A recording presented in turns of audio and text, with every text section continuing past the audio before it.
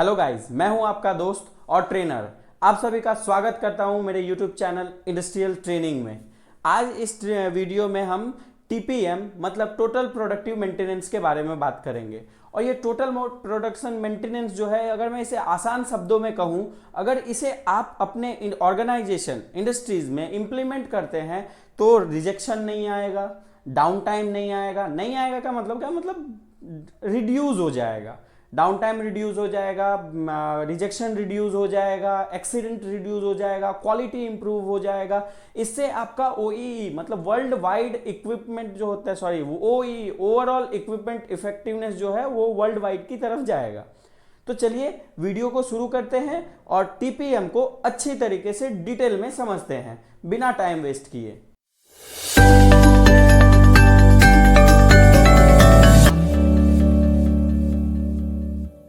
तो देखते हैं कि टीपीएम हमको क्या चीज अचीव करने में मदद करता है। तो पहला तो हम टीपीएम हमें मदद करता है जीरो एक्सीडेंट में। हम इससे जीरो एक्सीडेंट अचीव कर सकते हैं टीपीएम से। फिर जीरो रिजेक्शन अचीव कर सकते हैं, जीरो वेस्टेज अचीव कर सकते हैं और जीरो डाउन टाइम अचीव कर सकते हैं। सबसे पहला हम इससे 3 जीरोस जो है वो तो कंट्रोल करते ही हैं और साथ में वेस्टेज भी कंट्रोल कर लेते हैं। अब हम ये देख लेते हैं कि इस वीडियो में हम 4 पॉइंट्स को डिस्कस करेंगे। तो पहला पॉइंट जो है वो है हमारा व्हाट इज टीपीएम। दूसरा पॉइंट है what are the pillars of TPM. TPM के पिलर्स क्या है, किस पिलर्स पे टीपीएम खड़ा हुआ है।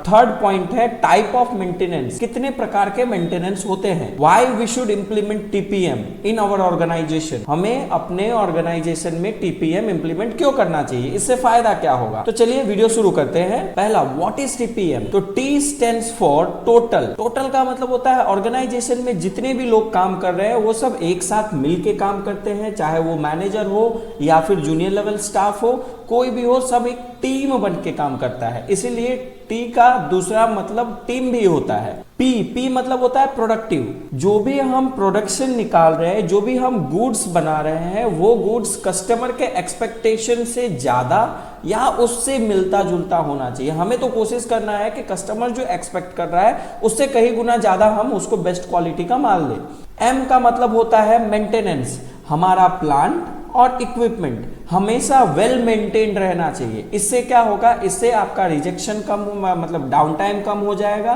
ब्रेकडाउन्स कम हो जाएगा और नेक्स्ट इससे एक्सीडेंट भी कम होगा। और ये हमारा टीपीएम जो है हमारे ओईई को इंक्रीज करने में भी हेल्प करता है।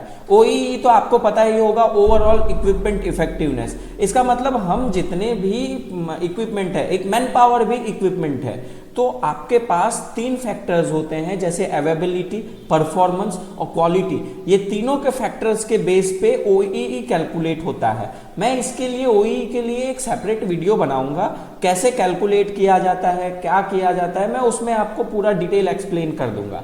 नेक्स्ट, आपने तो देख ही लिया कि इससे जीरो एक्सीडेंट होगा, जीरो रिजेक्शन होगा, जीरो वेस्टेज होगा, जीरो डिफेक्ट्स आएगा। अब हम बात करते हैं कि फाउंडेशन, टीपीएम का फाउंडेशन क्या है। मतलब एक टीपीएम समझ जाइए ना कि ऑर्गेनाइजेशन जो है वो बिल्डिंग है और वो बिल्डिंग एक टीपीएम के पिलर्स पे टंगा हुआ है और बिल्डिंग के लिए तो हमको कुछ फाउंडेशन देना पड़ेगा। तो वही टीपीएम का फाउंडेशन क्या है। टीपीएम का मेन फाउंडेशन होता है 5S। मतलब आपको आपके कंपनी में 5S लगाना पड़ेगा। आपके टीपीएम की शुरुआत 5S से ही होगा, ठीक है। तो अब पहला मेंटेनेंस, पहला पिलर्स हम देखते हैं इसका क्या है। पहला पिलर है ऑटोनोमस मेंटेनेंस। ऑटोनोमस मेंटेनेंस का मतलब होता है कि cleaning, lubrication and daily checklist, मतलब इंस्पेक्शन, ये हमारे ऑपरेटर्स करते हैं जो इक्विपमेंट को फर्स्ट यूज करते हैं, ये वो करते हैं। नेक्स्ट है फोकस्ड एंड इम्प्रूवमेंट। आपको कुछ भी ऐसा लगा तो आप काइजन कीजिए, उसमें इम्प्रूवमेंट लाइए और धीरे धीरे आपका बढ़ेगा ऑर्गेनाइजेशन। आपका जैसे इम्प्रूवमेंट आएगा डेफिनेटली आपका प्रोडक्शन क्वालिटी सब बढ़ेगा। नेक्स्ट होता है प्लांट मेंटेनेंस। आपको प्लानिंग करना पड़ेगा कि मेरी ये मशीन है, इसको हर 1 महीने में या फिर 6 महीने में अकॉर्डिंग टू आपका इक्विपमेंट कि इसको कितने दिन का मेंटेनेंस लगेगा, कितने समय के बाद इसको, कितने गैप के बाद इसको मेंटेनेंस की रिक्वायरमेंट है, तो प्लांट मेंटेनेंस में आ जाता है। फिर आता है क्वालिटी मेंटेनेंस। आपको आपके क्वालिटी पे भी ध्यान देना है कि आपका मशीन है, मशीन से ही डिफेक्ट आ रहा है। मशीन, अगर आपका मशीन कुछ क्वालिटी डिफेक्ट दे रहा है तो वो आ जाएगा क्वालिटी डिफेक्ट मेंटेनेंस। और क्वालिटी मेंटेनेंस एक और कवर करता है जो क्वालिटी डिपार्टमेंट के लिए होता है। वो अपना प्रोसेस है, जो अपना चेक पॉइंट्स है वो सब इंक्रीज करते रहेंगे, डे बाय डे उसको इम्प्रूव करते रहेंगे। ठीक है, नेक्स्ट आता है अर्ली इक्विपमेंट मेंटेनेंस, मतलब डिफेक्ट आने से पहले हम उसका मेंटेनेंस कर दें। जैसे कभी कभी मशीन में क्या होता है, एक सडन साउंड आता है, उस साउंड को हमको ऑब्जर्व करना है कि वो साउंड कहाँ से आ रहा है, किस वजह से आ रहा है, क्या फ्रिक्शन हो रहा है, व्हाटएवर, वो चीज़ सुन के ध्यान दे के हमको ब्रेकडाउन होने से पहले उसको मेंटेनेंस में ले लेना है। तो इससे क्या होगा, ब्रेकडाउन होगा तो मतलब आपका जो मेंटेनेंस टाइम होगा फ्रीज रहेगा। आपका अभी मशीन चल रहा है, सपोज मान लीजिए अर्ली मेंटेनेंस में क्या होता है, आपका कोई एक पार्ट है जो 10 दिन चलने वाला है, आपने ऑब्जर्व कर लिया, साउंड ऑब्जर्व कर लिया कि हाँ मेरा मशीन 10 दिन के बाद मेंटेनेंस में जाएगा। आपने फटाक से क्या करेंगे, आप उस मशीन का स्पेयर पार्ट मंगवा लेंगे, आपके पास स्पेयर पार्ट रेडी रहेगा, एक दिन का आप ब्रेकडाउन लेंगे और फटाक से आप इंस्टॉल करके मशीन नेक्स्ट डे रनिंग कर देंगे।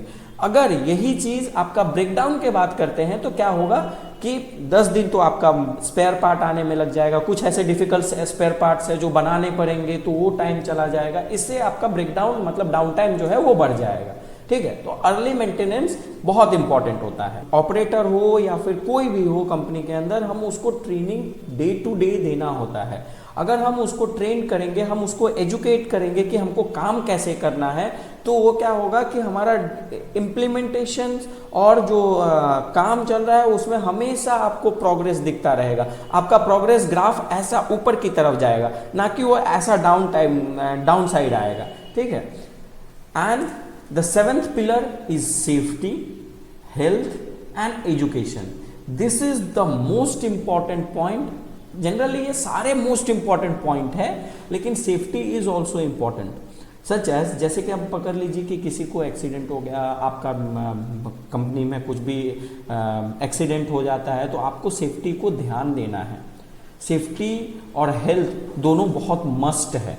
ठीक है, फिर अब तो हमने हमारा प्लांट को तो लगा दिया ऑर्गेनाइजेशन में, और last pillar is the administration and the office TPM.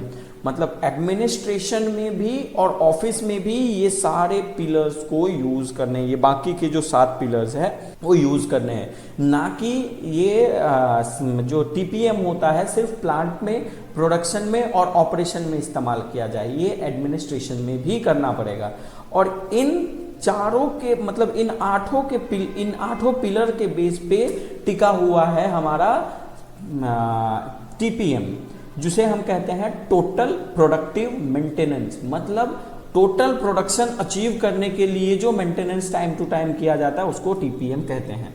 ठीक है, फिर टोटल प्रोडक्टिव मेंटेनेंस टिका हुआ है, और ये रहा हमारा ऑर्गेनाइजेशन जो टीपीएम पे टिका हुआ है, और टीपीएम ये 8 पिलर पे टिका हुआ है, और ये 8 पिलर 5S के फाउंडेशन पे टिका हुआ है।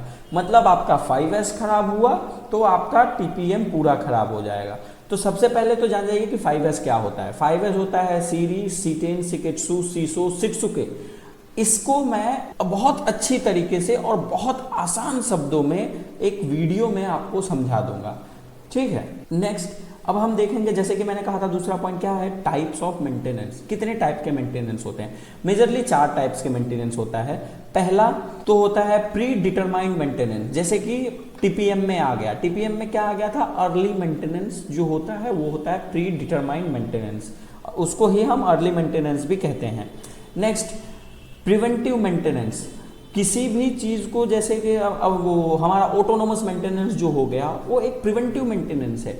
मेंटेनेंस ना आए, ब्रेकडाउन ना आए, उसके लिए जो एक मेंटेनेंस किया जाता है उसको हम प्रिवेंटिव मेंटेनेंस कहते हैं, प्रिवेंट करता है वो। थर्ड है predictive maintenance, and the fourth जो है वो है करेक्टिव मेंटेनेंस। ठीक है, why should we implement TPM? हमें टीपीएम इम्प्लीमेंट क्यों करना चाहिए? क्योंकि टीपीएम इम्प्लीमेंट करने से हमारे ऑर्गेनाइजेशन का चार्ट ऐसा जाएगा, हमारे ऑर्गेनाइजेशन का ओईई मतलब ओवरऑल इक्विपमेंट इफेक्टिवनेस जो वर्ल्ड वाइड 85% है, हम 85% अचीव करने की तरफ निकलेंगे, ना कि हम डाउनवर्ड आएंगे। तो टीपीएम ही हमें वर्ल्ड वाइड ओईई को अचीव करने में हेल्प कर सकता है। So thank you for watching industrial training. और अभी तक आपने अगर चैनल्स को सब्सक्राइब नहीं किया है तो फटाफट चैनल को सब्सक्राइब कीजिए और बेल आइकन प्रेस कीजिए, क्योंकि आपको ऐसे ही बहुत सारे इंफॉर्मेटिव वीडियोस इस चैनल पे मिलते रहेंगे। ठीक है, thank you for watching industrial training. Thank you.